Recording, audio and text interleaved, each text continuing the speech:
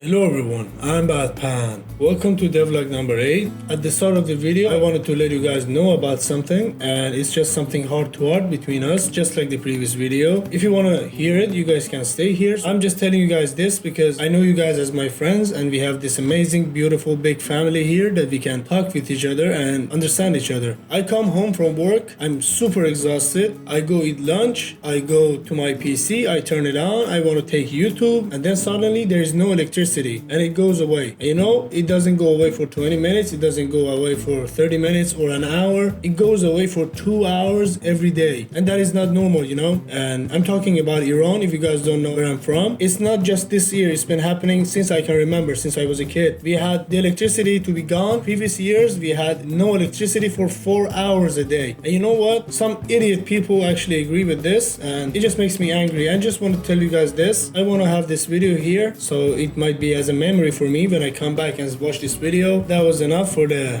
start of the video. In this video, we're gonna cover the murder scene. The scene is called The Murder. Let me just show you the scene. Of course, I'm not gonna spoil the story or anything, but you guys can actually see it. It's just a devlog. I'm gonna explain how I implemented this scene and the things I did. So you see, we come down, there's an animation that runs and a dialogue plays.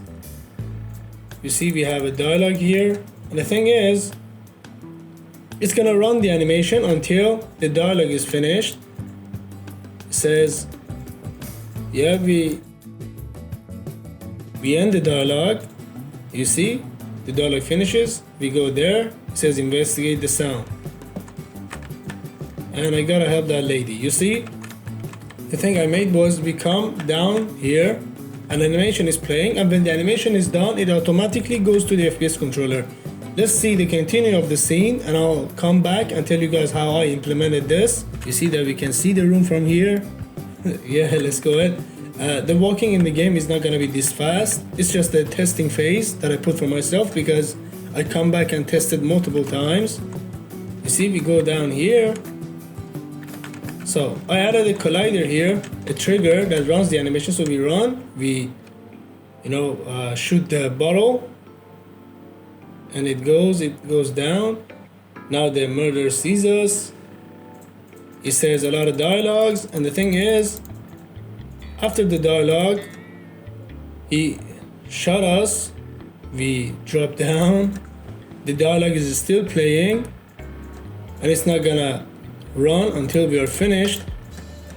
So we are done. The murderer runs away, and minutes pass, and we see this dude come up here, and we actually see that he is the merchant. So this is not important. The method I used to implement all of these are important, so let's see. The thing, as I showed you in the previous parts, is that I put all my animations on my animation controller. I make an empty object, I call it animation controller, or I put the animation controller on my scene manager. We have this animation controller here. We have the intro animation, we have the murder animation. You see, this is the murder animation. You see that this bottle goes there. You see, we have two events here. I covered what these events are and what they do, how I implemented these events in the previous parts, but I'm gonna again tell you in this part as well. So we have these animation events. This was for the murder animation, and this is the player die animation. And this is it. We drop down and we kind of die. So you see, these are three animations. So let's start with the intro. You see, for the intro, we have this fade out. You see, no dialogue is happening here. What this here is, it actually tells us the animation is finished. So let me just open the script that does all of this. I think I have to go to animation controller. You see, we have it here, and also we might have an event. Oh yeah, that is it. We have a script that checks if the animation is finished or the dialogue is finished. If it is, it can continue. So previously I had also, right now I only have when the dialogue is finished, go and run the game, go and continue the game and come out of the cutscene. But previously I had the dialogue finished and also the animation finished, and you see I have a boolean here that gets activated when the animation is finished. I connected this public void finished animation which activates the boolean to let us know that the animation is finished. I connected this into my intro animation. You see I have this event here. If you see, I connected it to this finished animation void, and it does this. So I can know that my animation is finished. So if I want the game to continue on 2 conditions instead of 1, the dialogue finished and the animation finished, I could just add and animation finished here. So we have to wait for the dialogue to finish and also the animation to finish. So I don't need it right now, so I just delete it. That's for that. So now let's go to our murder scene. So you see I come here, I have a trigger down here. So we have this trigger here. I called it cube. I just have to say shoot trigger. This is a trigger that when we go inside it, we go inside this one, our animation runs. Since I'm using Cinemachine, it smoothly goes into animation, and we just don't jump there because I have my camera change speed set to 1 second, I think. Yeah, it is here. As I showed you in previous parts, Cinemachine is an amazing tool to go into your cutscenes and out of your cutscenes. I didn't know this when I was making Fractured Psyche. I only got to use it recently for this project, and also I recently, like yesterday or the day before yesterday, I went ahead and learned Timeline, as you see down here. It is a very amazing tool. You'll see it in the next episode of the devlog, how I use it for the next scene. I might also make a tutorial about how to use it. Very simple, because Timeline was always a hard thing for me, but I went ahead and I searched a lot for it and I found out how it works, and now it made my animation makings and sequences a lot easier to do. So that was for that. Let's go ahead and see. We go inside the trigger. What it does is, so our trigger has a script. Let's go ahead and check the script. What it does is,